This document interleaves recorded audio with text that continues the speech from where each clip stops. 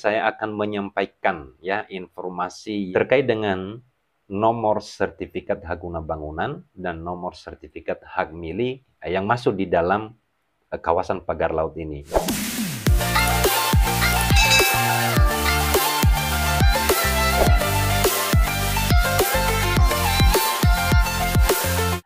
Kita kemarin mendapatkan informasi terkait adanya dugaan tindak pidana korupsi dalam atau terkait dengan transaksi penerbitan sertifikat hak guna bangunan dan juga sertifikat hak milik yang diterbitkan di pagar laut di Tangerang ini.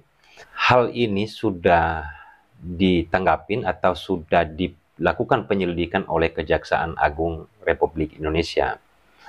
Dari informasi yang kita dapatkan dan yang sebelumnya saya sampaikan pada video sebelumnya, bahwa ada 16 desa dan 6 kecamatan masuk dalam wilayah pagar laut yang ada di Tangerang ini.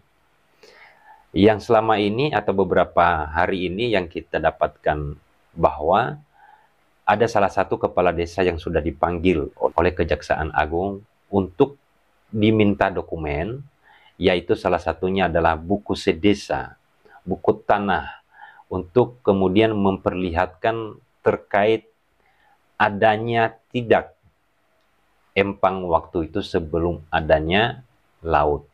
Nah, ini yang harus diberikan penjelasan oleh kepala desa Kot dalam hal ini yang sudah dipanggil. 16 desa ini yaitu Tanjung Pasir, ya, Tanjung Pasir, kemudian Tanjung Burung, Kohot, Sukawali, Kramat, Karangserang. Kemudian berikutnya ada Karanganyar, kemudian ada Patramanggala, kemudian ada Desa Lontar, ya. Yang lain adalah ada Desa Ketapang, kemudian Desa Tanjung Anom, kemudian Marga Mulia, dan Mauk Barat.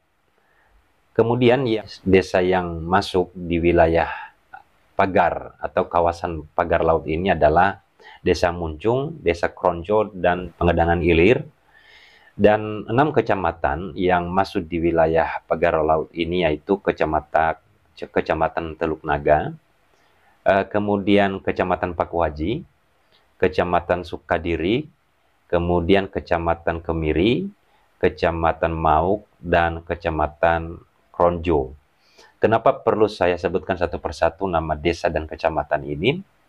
Karena yang menjadi pertanyaannya, kalau salah satu kepala desa yang ditanya, atau kalau hanya salah satu kepala desa yang dipertanyakan atau dimintai dokumennya terkait dengan sertifikat kawasan pagar laut di Tangerang ini, kemudian kenapa yang lain tidak dipanggil?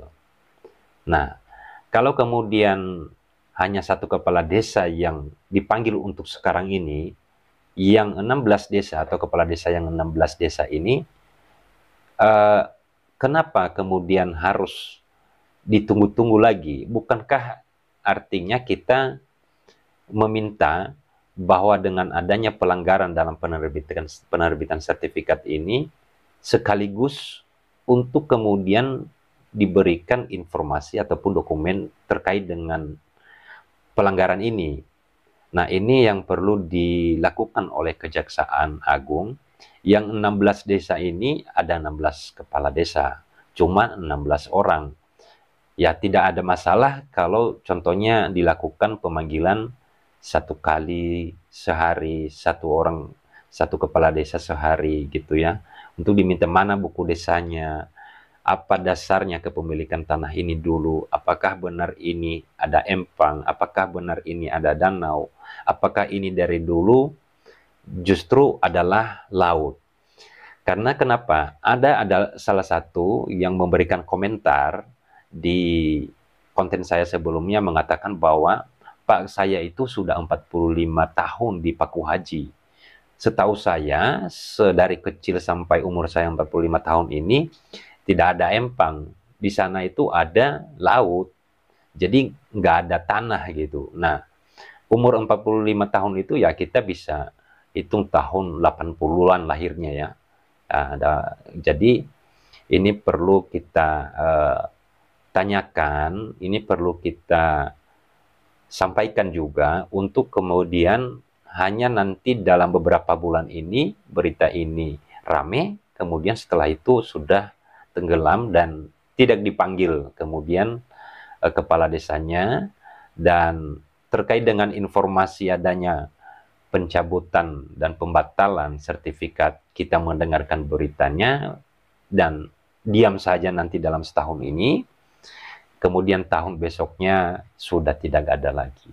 Kita percaya kepada pemerintah, khususnya Menteri ATR dan BPN, bahwa benar-benar mengusut kasus ini dan melakukan proses pembatalan 263 sertifikat itu. Nah, kemudian dalam hal ini juga kita percaya kepada Kejaksaan Agung. Ini kan luar biasa, langsung ditangani oleh Kejaksaan Agung. Padahal sebenarnya kan ada Kejati, ada Kejari ya. Jadi ini kan udah langsung ditarik ke pusat untuk kemudian langsung melakukan penyelidikan terkait dengan dugaan tindak pidana korupsi ini. Ini yang harus kemudian kita tahu nanti bagaimana, apakah kemudian benar adanya transaksi, benar adanya dugaan tindak pidana korupsi ini, benar nggak terjadi suap menyuap di sana ya, untuk kemudian mempermudah dan memperlancar terkait dengan penerbitan sertifikat ini. Kenapa kepala desa kemudian yang disorot? Sebelumnya saya sampaikan bahwa sebelum diterbitkannya sertifikat itu, baik itu sertifikat Amili, baik itu sertifikat Haguna Bangunan, baik itu sertifikat Haguna Pakai atau Haguna Usaha, biasanya kalau tanah milik seseorang yang belum sertifikat itu, pastinya dasar kepemilikannya itu masih terdaftar di desa. Contohnya ya seperti Girik. Girik ini kan ada terdaftar di buku desa. Nah, jadi kalau belum ada sertifikat di atas tanah, kemudian dijadikan sertifikat Haguna Bangunan, artinya ya belum sampai di BPN, ya, hak kepemilikannya, bukan hak pengelolaannya.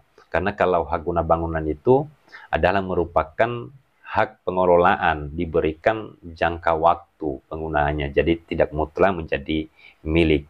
Nah, itu yang perlu kita tahu dan kita percaya benar-benar diusut terkait dengan penerbitan pagar laut ini, karena dikhawatirkan ada nanti di tempat lain. Jadi ya harus benar-benar ditertibkan ya.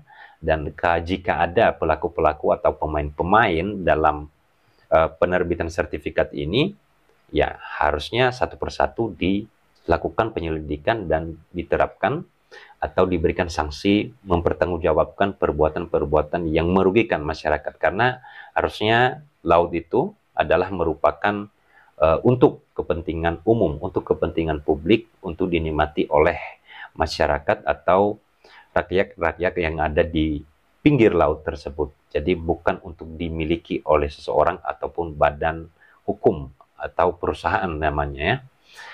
Gitu teman-teman, semoga nanti informasi berikutnya saya akan menyampaikan ya informasi yang sedikit mengejutkan mungkin ya buat teman-teman nanti terkait dengan nomor sertifikat Haguna Bangunan dan nomor sertifikat hak milik yang ada di desa Koholt yang masuk di dalam kawasan pagar laut ini. Nanti saya akan sampaikan pada video berikut.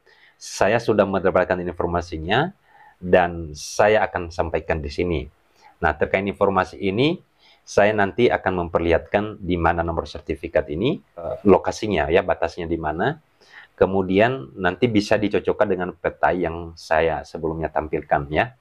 Ini untuk next, untuk selalu diikuti video ini, kemudian dibantu untuk dibagikan videonya, di subscribe channelnya untuk mendukung, memberikan semangat untuk mendapatkan informasi-informasi baru terkait dengan pagar laut yang ada di Tangerang ini. Semoga bermanfaat dan sampai jumpa lagi pada video berikut.